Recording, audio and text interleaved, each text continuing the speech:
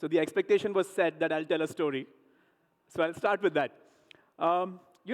We never really talk about the history of education. We are at an education conference, so I thought maybe I'll talk about the history of education. And this is what it looks like, actually. So you had the Gurukul and the Platonic academies. This is BC. This is Plato teaching, his pupils in small groups. Gurukuls, we all know what they are. Around 1500 AD, that's when we saw Takshila, Nalanda really come in, attract students from all over the world to India. Then we had Oxford, Cambridge. And then we had something very interesting called the Grand Tours. Has anyone heard of them? We'll talk about that in a little bit more detail.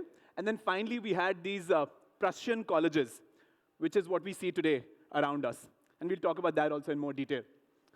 So the Grand Tour was a very interesting experiment.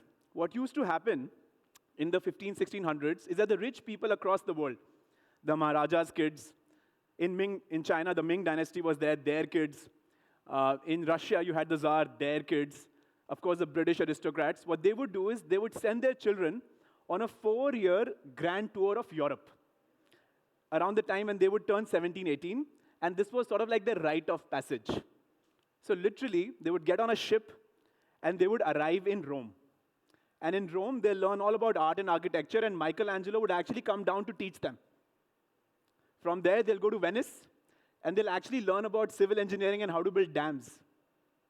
From there, they'll go to Manchester and actually learn about textiles and how yarns and mills and all are done. And they would bring that information back to their own countries. This was college between 1500s and 1800s, at least for those who could afford. Right? Super, super interesting. And there's a very interesting company that used to run these college tours. Can anyone name that company? It's a company that all of us have used in some form or another. No. But not too far. Interesting, the company is called Thomas Cook. The travel company that we see today actually started as a college in the 1500s. Thomas Cook and Sons. They used to run these 4-year grand tours for children across Europe.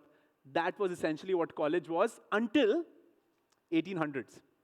In 1800, there were all of these Napoleonic wars that happened in Europe.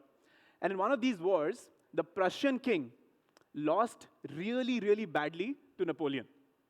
Okay? And the reason that he lost to Napoleon was that Napoleon's army was very disciplined, but this Prussian army was completely indisciplined. They would not listen to their leaders. They would drink beer in the evening. They would be chilling through the day. They were just not regimented enough. All right? And so when the Prussian king came back, fully lost, he said, I got to change something. So in his entire kingdom, which currently spans, let's say, Poland, Germany, parts of France, parts of Italy, he actually set up these colleges. And these colleges were not meant to train free thinkers, individuals, all of that. It was meant to create people who would die at the behest of the king. So as soon as the king would say, do A, they would do A, right? So people who have no individuality, but people who would do exactly as the king would say, they would obey the king unconditionally. These were not colleges, essentially. They were indoctrination systems. They were brainwash systems. And they worked amazingly well. They worked amazingly well. Prussia started doing really well. It slowly gave way to Nazism as well.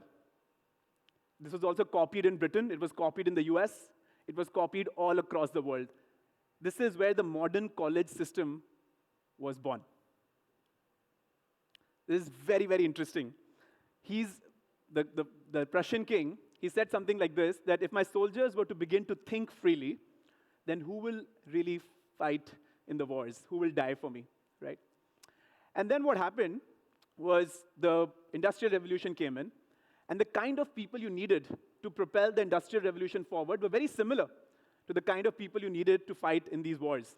You needed people who would work 9 to 5, sometimes 9 to 9, and not ask any questions, right? They would not form unions. They would not be free thinkers, and they would just do as they are told, right? This is what the college system eventually became, and today, the college system that we see today is a relic of this past. That's really where the current modern 9 to 5 college system comes from. The Industrial Revolution, And this is what the modern system is today. And that's why when college finishes or schools finish, at the end of the summer break, at the end of the exams, the students are so happy. I mean, in this picture, as you can see, when you leave, you're the happiest. There is literally no love for learning. There is fear of learning. And that really needs to change, especially today in the age of AI, where these skills on the left, right, engineering, accounting, computer science, marketing, law, these, if not today, then tomorrow, if not tomorrow, then day after, will be taken over, at least at their lowest form by AI. And skills like storytelling, grit, initiative, comfort with ambiguity, tolerance, critical questioning, these are the skills that will really be needed. And I think these were the skills that this grand tour system was really building in the people. So, really inspired by this grand tour, we started this small experiment called Tetr, where students actually travel, much like they did during the grand tour, to almost 7 different countries across the world. So in term 1, it's an undergraduate program. The students will start their term 1 in Dubai. In term 2, they would come to India. Currently, the Tetr kids are in India. Their campus is across the street in that glass building. In term 3, they would go to Singapore. In term 4, they would go to Ghana. From there, they'll go to Rio. Then they'll go to New York, then finish in Milan. That's the circuit that our students follow. And in each country, they have to build a business. So in Dubai, they all built an e-commerce dropshipping business. And combined, they almost reached $138,000 in revenue. Right? These are high school kids who have just finished high schools, just come into college for the first year. 23 unique companies got created. In Delhi, they have to build a D2C brand. This is a picture from day before in Worldmark, where the students had actually put up their stalls and they were selling their own D2C brands. When they move to Singapore, they'll actually have to build a Kickstarter campaign and actually pre-sell their products. When they move to Brazil, they have to build a food and agri-business. And in each term, it culminates with essentially a Shark Tank-style pitch competition where they actually make some money and raise some money. As they're traveling, they visit the best and the most important companies of the region. When they were in Dubai, they visited MR, Emirates, all of them. Now that they're in India, they've already visited the parliament. They'll be next going to Sonalika Tractors in Punjab. After that, they'll be visiting the Zomato headquarters in Gurgaon, et cetera, et cetera. Through the 4 years that they're with us, they keep creating content as they go. And of course, they get immersive programs and immersions at all of these campuses as they travel the world, right? So from IIT in Delhi to NUS in Singapore, Babson, Cornell, Illinois Tech, Syracuse, as they travel the world, they visit these universities, take a couple of credits, and get a flavor of what structured, regimented education also looks like. These also, universities have some great courses. They're not graded on exams, quizzes, lectures, slides, grades, attendance, all of that. They're actually graded on the revenue they make, the profits they make, the margins, the NPS, the return on ad spend, right? So it's completely hands-on, completely experiential, no exams, no lectures, no slides, no grades, no attendance, no books. And we really believe that this cuts through this Prussian education model that we have all inherited, unfortunately. Interestingly, we do have some courses, but the courses are also taught in a way that they actually help the students build the business that they're building in that term. So in term 1, when they're all building a dropshipping business, they have a workshop on accounting. And guess what the attendance in this accounting class is?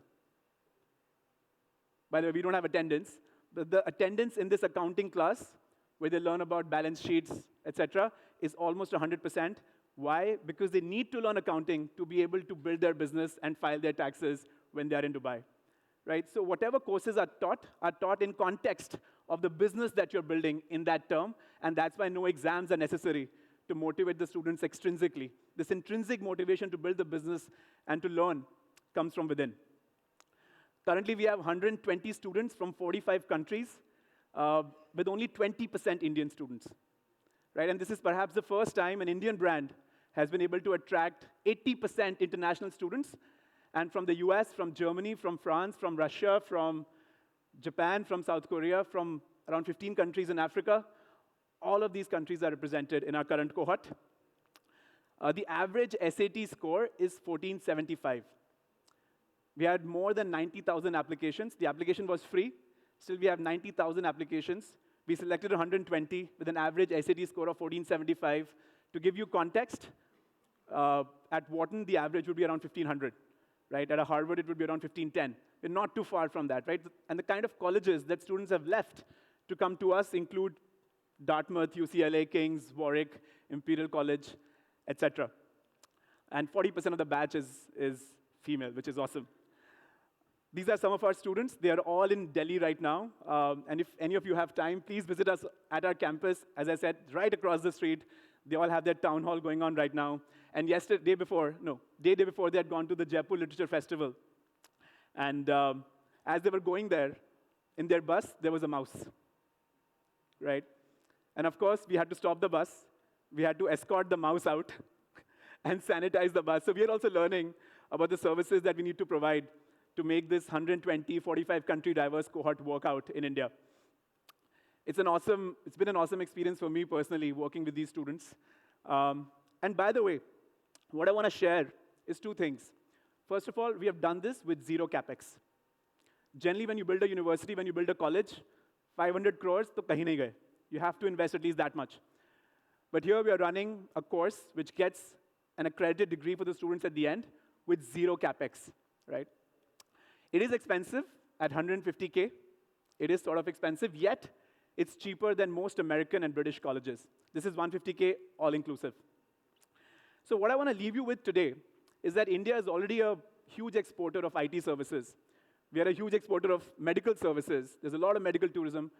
But we are a huge, huge net importer of education services. Indians spend $40 billion of money outside studying. But I really feel that we haven't given it a shot. We haven't tried to attract students from tier 1 countries, from the US, from Britain, to India.